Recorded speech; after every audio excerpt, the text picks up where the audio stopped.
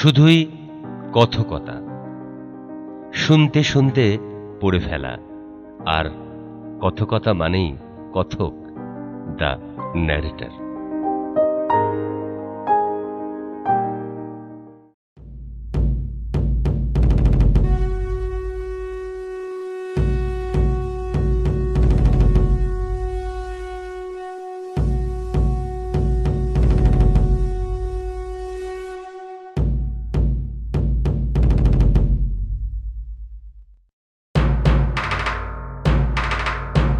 ঠগী ধর্ম এক অদ্ভুত সমন্বয়বাদ। দুটি আপাত বিপরীত, অপরিচিত এবং দূরবর্তী ধর্ম কোনো ঐতিহাসিক কারণে পরস্পরের সংস্পর্শে এলে তাদের নৈকট্য, সংস্পর্শ বা সংঘাত মানুষের ধ্যানের জগতে কখনো কখনো বিস্ময়কর তৃতীয় ভাবনার জন্ম দিয়েছে, এমন নজির ইতিহাসে অজ্ঞাত নয়। ভারতের লৌকিক ইতিহাসেও তার কিছু দৃষ্টান্ত আছে, কিন্তু হিন্দু মুসলমানের যুগ্ম সাধনা ঠগীদের মধ্যে যেমন অন্তরঙ্গ রূপ নিয়েছিল, তেমন বোধহয় আর হয় না। ঐতিহাসিক যাই বলুন, হাজার হাজার ঠগী আদালতে দাঁড়িয়ে সগর্বে ঘোষণা করেছে তারা মা ভবানী বা কালী মাতার সন্তান। তাদের তীর্থ সুদূর বাংলাদেশের কালীঘাট। কালীঘাটের পরে তাদের দ্বিতীয় তীর্থ বিন্ধ্যাচলের ভবানী মন্দির। দ্বিতীয় মন্দিরটি মির্জাপুরের কয়েক মাইল পশ্চিমে। বর্ষা শেষে পথের কাজ সেরে দক্ষিণের সমুদয় ঠগ নাকি সেখানে জমা হতো।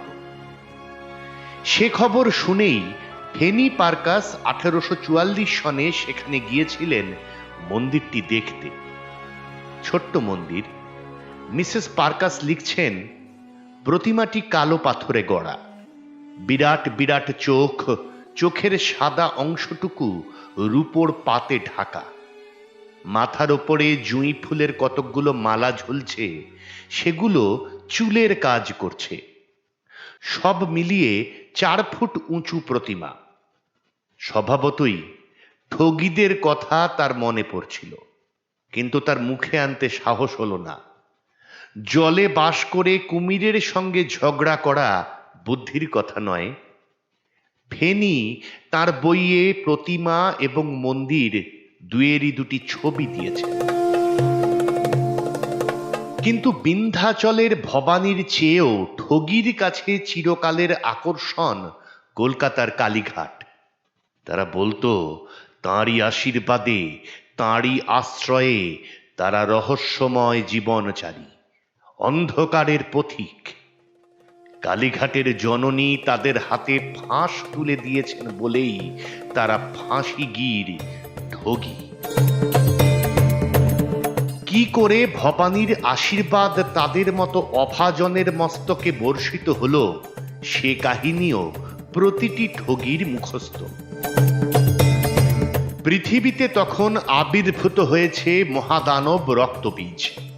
তার উপদ্রবে তাবৎ পৃথিবী উৎকণ্ঠিত, সৃষ্টি বিনষ্ট হওয়ার উপক্রম। জগদম্বা কালী তার সঙ্গে লড়াইয়ে অবতীর্ণ হলেন, কিন্তু রক্তবীজের সামনে তিনিও অসহায়। কেননা রক্তবীজের প্রতিবিন্দু রক্ত থেকে আবার তৎক্ষণাৎ উৎপন্ন হচ্ছে মহাবলী সব রাক্ষস। ক্লান্ত বিরক্ত ভবানী স্বভাবতই চিন্তিত হয়ে উঠলেন। সেই পরম মুহূর্তে তার দেহ নিঃসৃত ঘর্ম থেকে আবির্ভূত হলো দুটি অনুচর। তারা মনুষ্য। ভবানী তার করোদ্ধৃত রুমালটি তাদের হাতে দিয়ে বললেন, বৎসগণ, এই তোমাদের অস্ত্র, তোমরা শত্রু নিধনে তৎপর হও। ওরা সেই হরিদ্রা বর্ণের কাপড়ের দুটি ফাঁস তৈরি করল, তারপর মাকে প্রণাম করে রণক্ষেত্রে অবতীর্ণ হল। দেখতে দেখতে রক্তবীজের শেষ বংশধরটিও ধরাশায়ী হল। ঠগীরা বলে, লড়াই শেষে ভক্ত দুজন মাকে আবার তার রুমাল ফিরিয়ে দিতে গিয়েছিল, কিন্তু ভবানী বললেন, না বাছা, এ অস্ত্র আমি আর চাই না। রুমাল আমি তোমাদেরই দিলাম। যারা ধর্মে বিপরীত, যারা শত্রুকুলের সৃষ্টি, এর সাহায্যে তোমরা তাদের বিনাশ করবে, পৃথিবীকে পরিচ্ছন্ন রাখবে। ঠগীরা আরো বলে, কলিযুগের সূচনা পর্যন্ত মা ভবানী প্রতিটি হত্যাকাণ্ডের সময়ে তাদের সঙ্গে সঙ্গে থাকতেন, অলক্ষ্যে থেকে নিজে তাদের কাজে সাহায্য করতেন। তখন কবরের দরকার হতো না, ওরা ফাঁস পরিয়েই খালাস। মৃতদেহের দায়িত্ব ছিল মায়ের। কিন্তু একদিন এক বেয়াকুফ ঠগী খুনের শেষে হঠাৎ পেছনে তাকাতে গিয়ে অঘটন ঘটালো। ঠগীদের জীবনে সর্বনাশ ডেকে আনল। ভবানী তখন খুন করে রেখে আসা মৃতদেহের ভোগ গ্রহণ করছিলেন। এমন সময় অপ্রত্যাশিতভাবে ভক্তের সঙ্গে চোখাচোখি হয়ে যাওয়ায় তিনি যার পরনাই রুষ্ট হলেন। কুপিতা দেবী ভোগ ফেলে উঠে দাঁড়িয়ে বললেন, এবার থেকে মৃতের দায়িত্ব তোমাদের। ঠগীরা তাঁর পায়ে লুটিয়ে পড়ে কান্নাকাটি শুরু করল। দেবীর রোষাগ্নি প্রশমিত হল। তিনি আবার প্রসন্ন হলেন। নিজের একখানা দাঁত ওদের হাতে তুলে দিয়ে বললেন, ভাবনার কিছু নেই, এই রইল তোমাদের কোদালি। বুকের একখানা পাঁজর খুলে দিয়ে বললেন, এই রইল তোমাদের ছুরি। কোদাল দিয়ে কবর খুঁড়বে, ছুরি দিয়ে কেটে মৃতদেহ কবরে রাখবে, সব দুর্ভাবনা দূর হবে। সেই থেকে রুমালের মতো কোদাল আর ছুরিও আশীর্বাদ পুত হাতিয়ার। এবং সেই থেকে ঠগীরা ভবানী বলতে আরো উন্মাদ। কৌতূহলী ইংরেজ জানতে চাইলেন, সাহেব খান, তুমি কি মুসলিম? আগে হুজুর, আমরা দক্ষিণের ঠগীরা প্রায় সবাই মুসলমান। তোমাদের দেবী কে? আগে মা ভবানী, কালী। তোমাদের কি মুসলমানের নিয়মেই বিয়ে শাদী পানাহার হয়? হ্যাঁ হুজুর। তোমাদের পবিত্র শাস্ত্রে কি ভবানী নামে কেউ আছেন? না হুজুর। তবে তোমরা কেন তার ভজনা করো? মা, তিনি যে আমাদের দেবী আছেন হুজুর। নাসির জমাদারকে জিজ্ঞেস করা হলো, তারও এক উত্তর। এবার অন্য প্রশ্ন।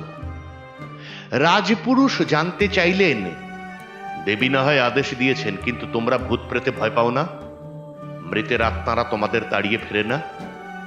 না হুজুর, উত্তর দিল নাসির, তারা কখনো আমাদের ঘাটাঘাটি করে না। কিন্তু অন্য মানুষ যখন খুন করে তখন তখন নিশ্চয়ই তাদের প্রেতে উৎপাত করে। নাসির বিজ্ঞের মতো জানালো, কখনো কখনো একসঙ্গে 50টা পর্যন্ত আত্মা এসে তাদের উপর হামলা শুরু করে। খুনিরা তখন তাদের তাড়নায় পাগল পর্যন্ত হয়ে যায়। তোমরা হও না কেন? ই হব কেন? আমরা কি দেবীর হুকুম ছাড়া কখনো কাউরে খুন করি? দেবী যাদের পাঠান, আমরা কি তাদের ছাড়া আর কারো জীবনে হাত দেই? কল্যাণ সিং সায় দিল, বলল, দেবী সঙ্গে থাকেন বলেই ভূত প্রেত আমাদের ধার ঘেঁষে না হুজুর। দুর্গা বলল, তাছাড়া প্রেত হয় কারা? যারা নরকে যায়। দেবীর নির্দেশে আমরা যাদের হত্যা করি তারা তখনই সবাই চলে যায় স্বর্গে। আমাদের উপর উৎপাত করার তাদের সময় কোথায়? সকলের মুখে এক কথা, দেবী, দেবী, দেবী।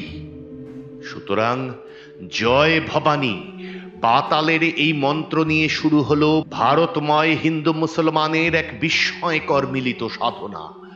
খুন, খুন, খুন।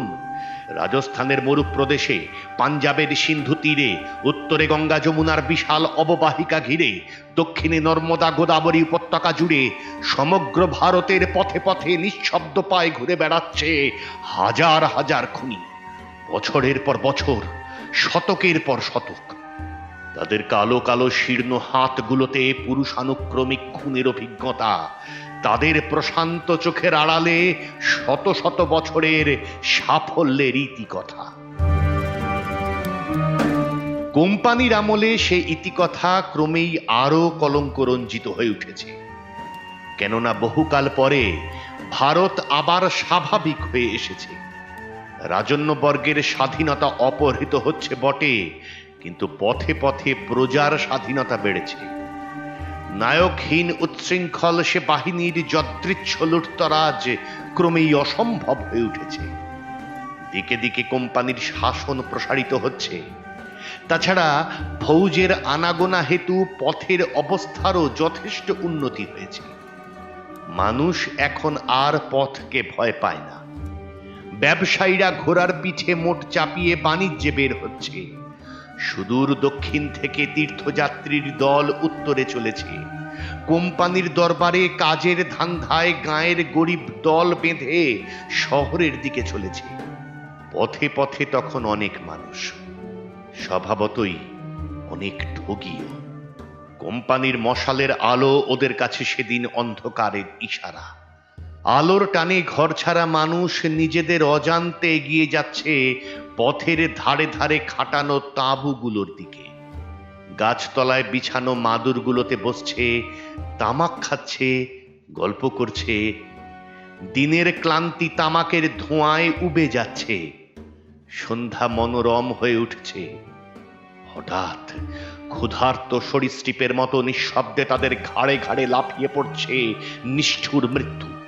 প্রতি সন্ধ্যায় শত শত বৃক্ষতলে উচ্চারিত হচ্ছে ভবানীর আদেশ, মৃত্যু পরোয়ানা তামাকুলেও। অথচ আশ্চর্য এই, ভারত সে খবর তখনও জানে না। তার নিশ্চিন্ত উদাসীন নির্বিকল্প মুখের দিকে তাকালে সে ঘটনা যেন ভাবাও যায় না।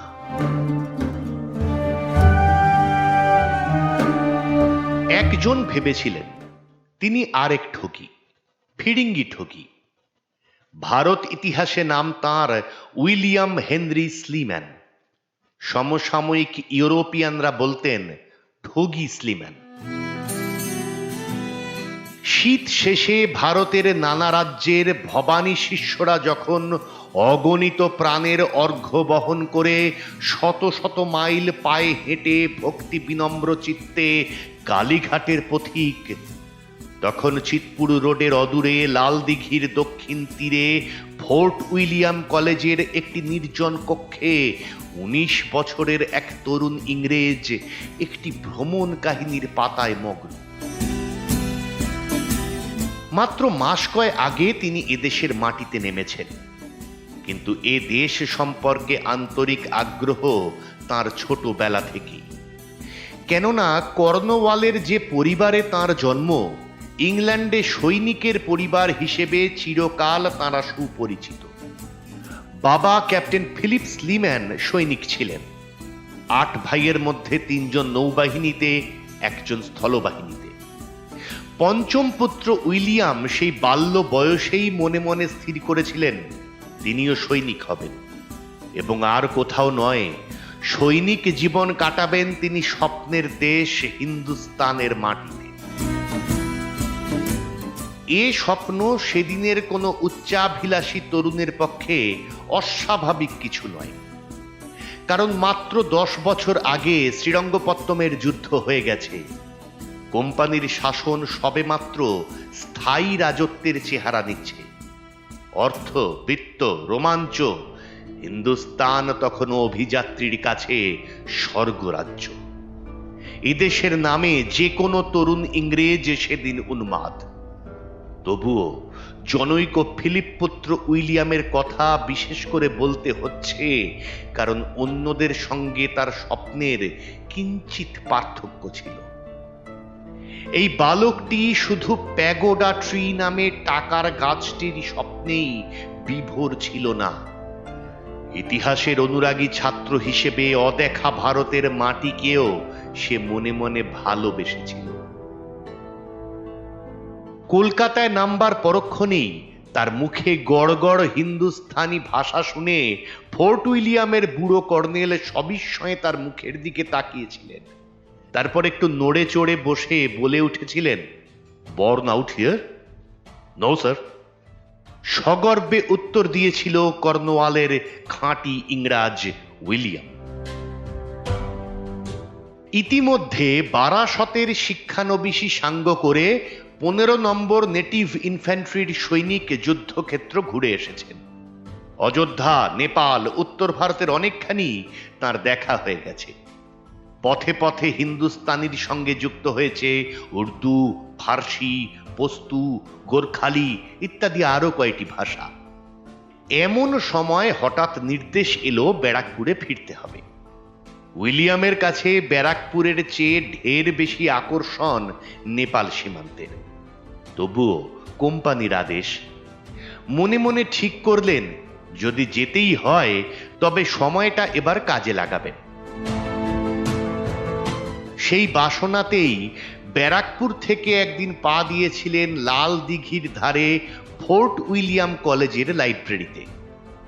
সেখানে দুদিন আনাগোনার পর বুড়ো কর্নেল নিজেই এগিয়ে এসে 15 মাসের জন্য ল্যাঙ্গুয়েজ ক্লাসে ভর্তি করে দিয়েছিলেন তাকে। উইলিয়াম সেখানে আরবি আর ফার্সি ভাষা শেখেন। সুযোগ পেলেই ভারত বিষয়ক বই খুলে বসেন। সেদিনও করছিলেন, কিন্তু পাতা উল্টাতে উল্টাতে এমন একটা জায়গায় এসে চোখ ঠেকল যেখান থেকে কোনো মতেই আর এগোনো যায় না, এগোনো সম্ভব নয়। কে ওরা? কোথায় থাকে ওরা? এই বিচিত্র পেশার মানুষগুলো কি এখনো আছে এই দেশে? প্রশ্নের পর প্রশ্ন এসে ঘিরে ধরছে। স্লিম্যান আবার প্রথম ছত্রে ফিরে যাচ্ছেন। ভ্রমণ কাহিনীটির লেখক এম থিভেনট নামে একজন ফরাসি পর্যটক। 17 শতকে ভারতে এসেছিলেন তিনি। বইটি সেকালের দেখাশোনা ভারতের বিবরণ।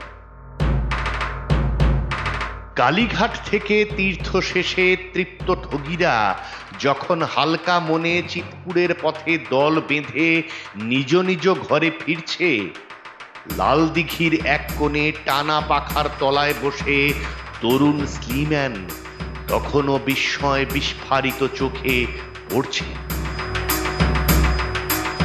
দিল্লি আর আগ্রার মধ্যবর্তী যে পথের কথা বলছি, জনপথ হিসেবে সেটি মন্দ নয়, কিন্তু সেখানে বাঘ, সাপ এবং ডাকাত আছে। বিশেষ করে কোনো অচেনা পথিকের পক্ষে পথে কারো কাছাকাছি হওয়া নিরাপদ নয়, কেননা বিশ্বের সবচেয়ে ধূর্ত ডাকাত দলের বাস এখানে। পৃথিবীতে এমন নিপুণ, এমন বিচক্ষণ খুনি আর হয় না। যাত্রীরা নাগালে আসা মাত্র তারা একটা ফাঁস ছুঁড়ে দেয়। নির্ভুল তাক ওদের। ফাঁসটা ঠিক গলায় পড়বে, সঙ্গে সঙ্গে অন্য প্রান্ত টেনে ধরে পথিকরা ধরাশায়ী করে ফেলে। চোখের নিমেষে সব শেষ। কখনো কখনো শিকারকে ওরা আরো এক অভিনব কৌশলে প্রতারিত করে। চলতে চলতে পথিক হঠাৎ দেখতে পাবেন পথের ধারে দাঁড়িয়ে একটি সুন্দরী রমণী কাঁদছে। নির্জন বনপথে একাকিনী অসহায় নারীকে দেখে কিনা থমকে দাঁড়াবেন? পথিক স্বভাবতই তার দিকে এগিয়ে যাবেন। রমণী ইনিয়ে বিনিয়ে তার কাছে নিজের দুঃখের কাহিনী বিবৃত করবে।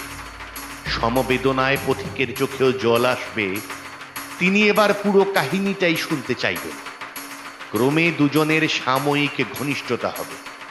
পথিক রমণীর অনুরোধ মতো তাকে পরবর্তী গঞ্জ বা শহরে পৌঁছে দিতে রাজি হবে।